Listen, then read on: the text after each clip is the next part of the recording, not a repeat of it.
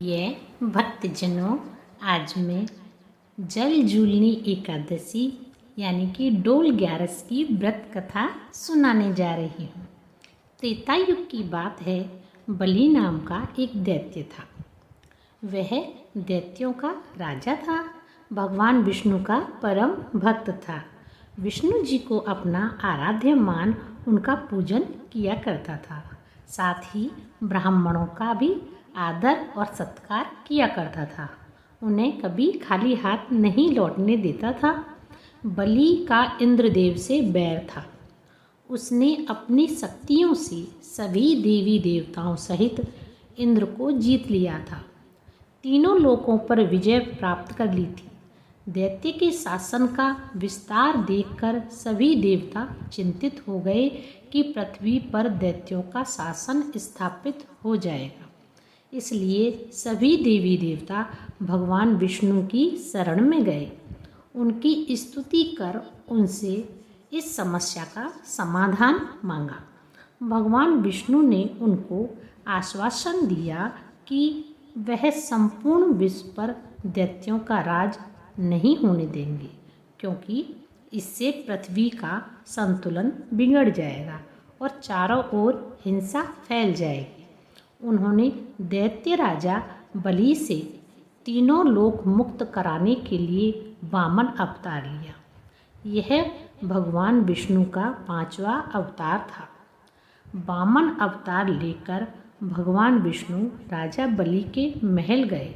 वहां जाकर उन्होंने राजा बलि से संकल्प लेने को कहा कि वह वामन देव को 3 पग भूमि दान करेंगे।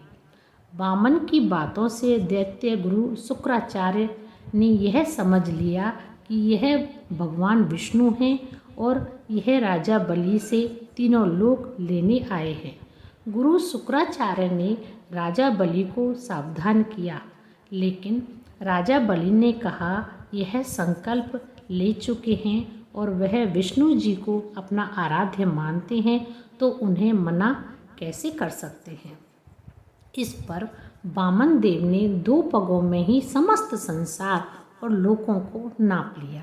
इसके बाद विष्णु जी ने वामन देव से पूछा कि अब तीसरा पग कहाँ रखें।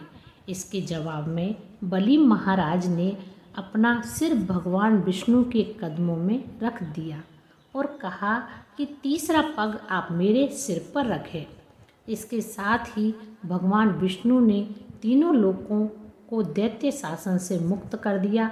एकादशी के दिन व्रत कर इस कथा को पढ़ने सुनने से वाजपेय यज्ञ का फल मिलता है। एक अन्य कथा भी है कि जल जूलनी एकादशी एक बार सूर्यवंश में मांधाता नामक चक्रवर्ती राजा हुए। उनके राज्य में प्रजा बहुत प्रसन्न थी। राज्य में रहने वाले सभी तन मन धन से सुखी थे। पर समय का चक्र ऐसा फिरा कि एक बार इस राज्य में अकाल पड़ गया और लगातार 3 वर्ष तक वर्षा नहीं हुई। इससे राज्य में अन्न और पीने के पानी की अत्यंत कमी हो गई। प्रजा व्याकुल हो उठी। राजा ने इस दुखद समय को दूर करने के लिए भगवान विष्णु की शरण ली।